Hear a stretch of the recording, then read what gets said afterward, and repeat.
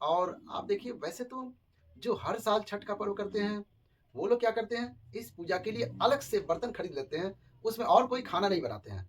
हर वर्ष नए बर्तन लाने की ज़रूरत नहीं पड़ती है, एक बार खरीद लीजिए उसको अलग रख दीजिए। लेकिन जिनमें आप डेली खाना बना रहे हैं, उसमें छठी मैया का भोग प्रसाद कभी नहीं बनाया जा सकता है।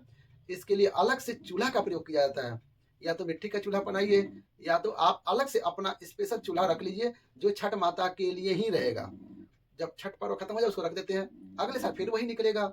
इस पर्व में स्वच्छता का विशेष ध्यान दिया जाता है, बिल्कुल किसी भी प्रकार की माफी नहीं होती है, किसी प्रकार की कोई शॉर्टकट गुंजाइश नहीं होती है। बहुत ज्यादा स्वच्छता का ध्यान रखा जाता है इस पूजन में। इस तरीके से नए वस्त्र पहन के नए बर्तनों में, शुद्ध बर्तनों में भोजन बनाया जाता है। हर प्रकार से शुद्धता का, मन से, कर्म से, वचन से शुद्धता का हमें ध्यान रखना चाहिए।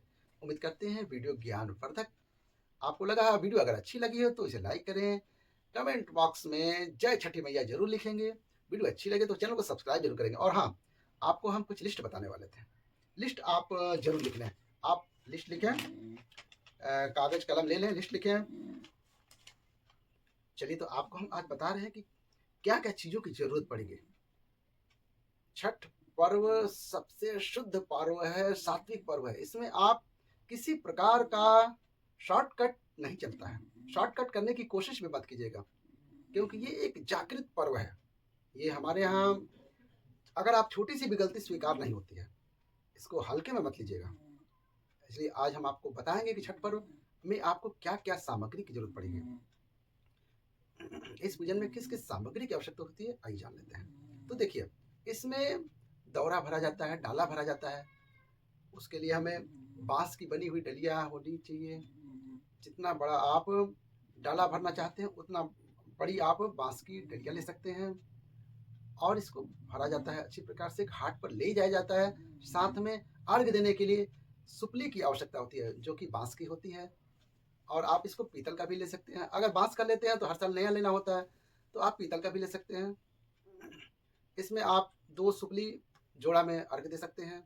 जिसमें भोग प्रसाद बनाया जाता है, जो भगोना कढ़ाई वगैरह लेते हैं वो नया लेते हैं, क्योंकि स्वच्छता का विशेष महत्व दिया जाता है। ये बर्तन आप हर साल इस्तेमाल कर सकते हैं, इसको खाने में मत इस्तेमाल कीजिएगा। इसी के साथ में जो भी व्रत करता है उसको नए वस्त्र की आवश्यकता पड़ती है, चाहे वो स्त्री हो चाहे वो पुरुष हो। पुरुष भी व्रत करते हैं। और यहाँ पर देखिए, दिए जलाने के लिए कुछ बातियां ले लीजिए। और बाती जलाने के लिए आपको घी की आवश्यकता पड़ेगी। अलता का पत्ता होता है, वो विशेष महत्व। जहाँ भी छठ पर्व की सामग्री मिलती है वहां बोलिए अलता का पत्ता दो, वो रेड कलर की होती है। और उसके साथ साठी का चावल मिलता है, वो भी आप ले लीजिएगा। सिंदूर, नारंगी कलर वाला, ऑरेंज कलर वाला सिंदूर इसमें लगता है। आगे हम और बता रहे हैं आपको। सुपारी, नोट कर लीजिए आप। सुपारी, अलता का पत्ता, डलिया, डाला, सुपली, अगरबत्ती, धूप। हवन के लिए सामग्री ले लीजिए, थोड़ा सा चंदन ले लीजिए, लाल चंदन, रोली, पीला सिंदूर जो ऑरेंज वाला, वो विशेष रूप से इस पूजा में सिंदूर वही है, इसी से मांग भरी जाती है। ये सिंदूर आप पूजा में अवश्य उपयोग करें। हल्दी की आवश्यकता पड़े, हल्दी को घोल लें, क्योंकि सारा चीज को टीका जाता है इसी हल्दी से।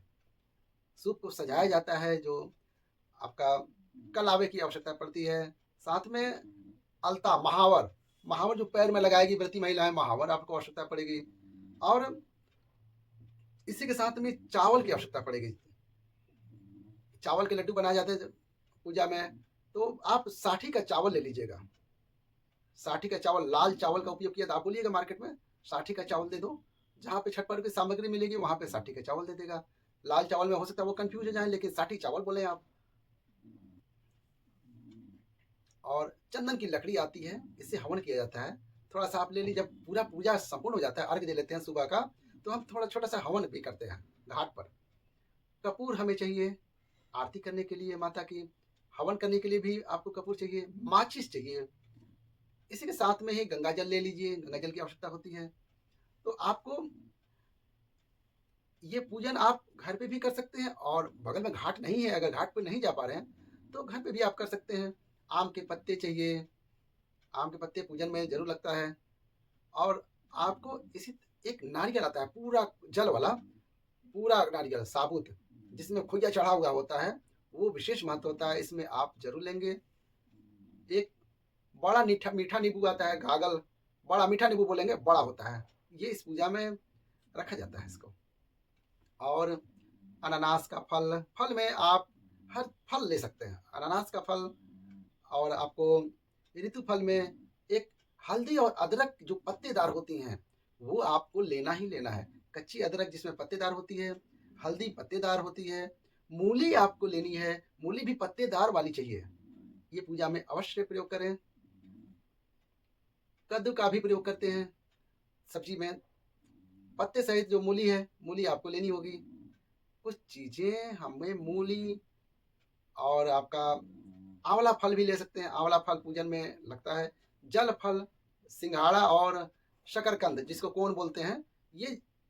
और उसके बाद ऋतु फल, जो भी ऋतु फल मिल जाए, फलों का बहुत महत्व है इस पूजा में। तरह तरह के फल आप कम से कम 5 फल तो जरूर लेने हैं। इसी को सूप में रखकर अर्घ दिया जाता है। जैसे केला हुआ, विशेष रूप से केला, आपको संतरा मिल जाए, सेब मिल जाए, सीताफल शरीफा मिल जाए, शरीफा आपको साथ में जो भी मिल जाए आपको फल ऋतु पे, इस समय ऋतु में सब फल मिलते हैं, सब मिल जाए तो आप कम से कम 5 प्रकार 7 प्रकार के फल ले लें। गुड़ के, गुड़ और आटे को मिलाकर आपको ठेकुआ बनाना है, वही ठेकुआ प्रसाद होता है, तो ठेकुए का ही भोग माता को लगता है। ये ठेकुआ का महत्व बहुत ज्यादा है। और इसी के साथ ही कार्तिक महीने के प्रत्येक पूजन में खील बताशे का महत्व बहुत है। दिया मिट्टी का आपको लेना है विशेष रूप से, कुछ आप मिट्टी के दिए रख लीजिए, देसी घी रख लीजिए दिया जलाने के लिए। और यहाँ पर हमारी कोई मन्नत पूरी हो जाती है, जो मन्नत मांगा जाता है उसके लिए कोसी भरी जाती है। कोसी भरने के लिए एक दिया आता है, जिसके बगल में एक ऐसे रहता है, बगल में दिया कई ठो लगा रहता है। एक गणेश दिया आता है जिसमें एक हाथी रहती है, हाथी के ऊपर एक दिया जलता है जिसमें चौमुखी दिया जलाया जाता है। तो कोसी भरते हैं, तो कोसी भरते हैं तो आपको इतना बड़ा बड़ा कोसा लेना पड़ता है, 6, 12, 24 आप ले सकते हैं। हाथी के ऊपर एक दिया रखा होता है जिसे हम गणेश दिया बोलते हैं, इसे भी आप ले सकते हैं। भोग प्रसाद निकालने के लिए सूर्य भगवान के लिए मिट्टी के बड़े कुंडे भी लिए जाते हैं, आप चाहें तो केले के पत्ते पर भी भोग निकाल सकते हैं। तो इस तरीके से हमें सामग्री चाहिए होती है।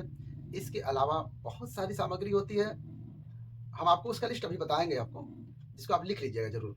गन्ना आपको पत्तेदार सीधा सीधा गन्ना चाहिए। कोसी भरते हैं उसमें भी पूरा पत्ते से लेकर जड़ तक का गन्ना आपको लेना है। कोसी भरते हैं पूरा खड़ा खड़ा गन्ना आपको चाहिए। लेकिन जब सूप में रखते हैं तो एक गन्ने के पीस छोटे छोटे पीस काट के रख लेते हैं, लेकिन कोसी भरने के लिए जब हम उसका मंडप बनाते हैं तो उसके लिए आपको संपूर्ण गन्ने की आवश्यकता होती है। आपको इसके साथ पान के पत्ते, फलों में आपको अमरूद, संतरा, आपको अनार, अर्घ देने के लिए दूध जरूर, एक गिलास में दूध रखा जाता है अर्घ देने के लिए।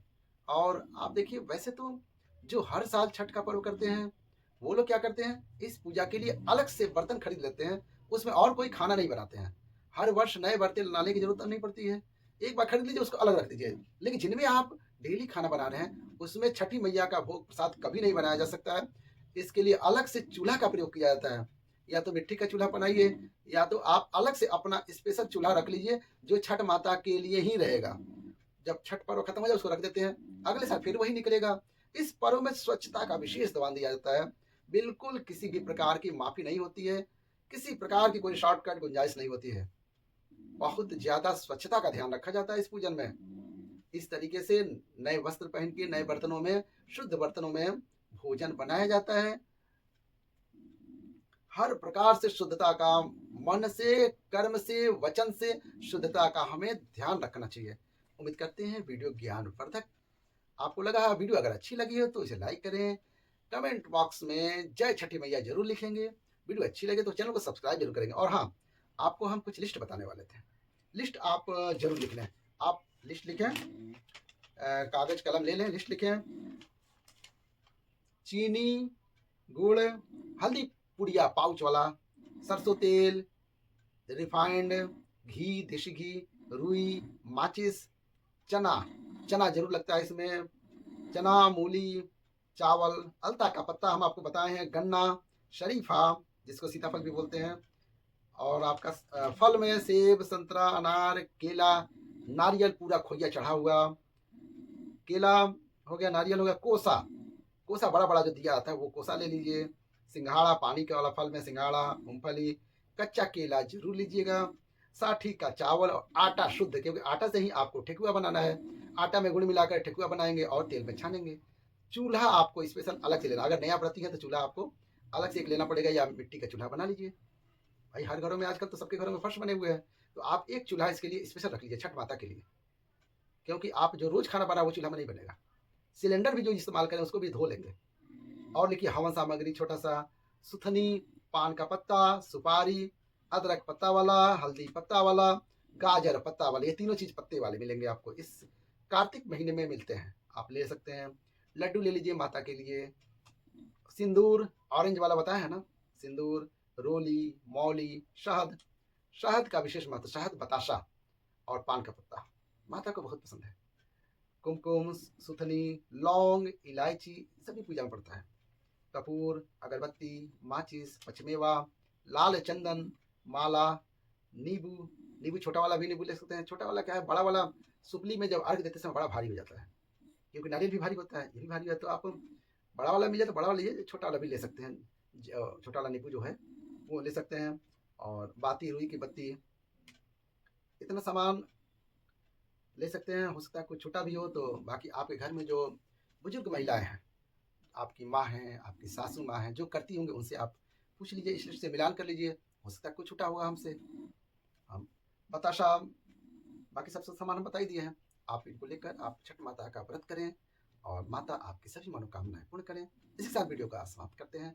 कोई गलती हो तो छठी माता क्षमा करेंगी, क्योंकि देखिए हर घर में अलग अलग प्रचलन होता है। हो सकता है हम कुछ बताएं, आपके घर में कुछ और होता होगा, तो अपने घर के परंपरा को मत छोड़ें। जो आपके घर में जैसे हो रहा है वैसे करें।